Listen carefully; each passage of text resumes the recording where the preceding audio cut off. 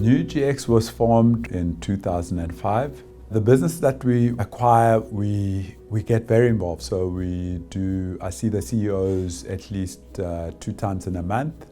We sit around this boardroom that we're in. We go through all the key areas of focus, so risk, opportunities, and we make sure that we monitor that on a monthly basis. And in some businesses where they're startups, we actually put in our own people from head office to run the businesses until we stabilize them through an active rather than a passive approach to investment methodology. My dad started off as what was back then known as kitchen boys, working for a family in the old Transvaal.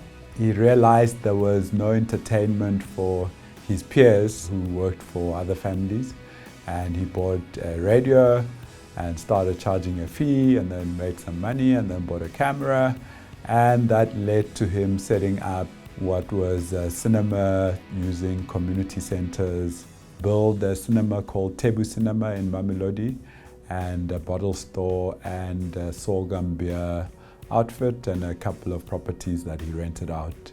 I was very involved in my father's businesses, especially during my holiday times. I used to take care of the cinema, so I could operate the 35mm projection. I could help with the ticket side, where to make sure that everyone who walks in has paid the fair entrance fee, and also booked some of the films for them, and cashed up at the end of the business, and went in to do the banking in Silverton.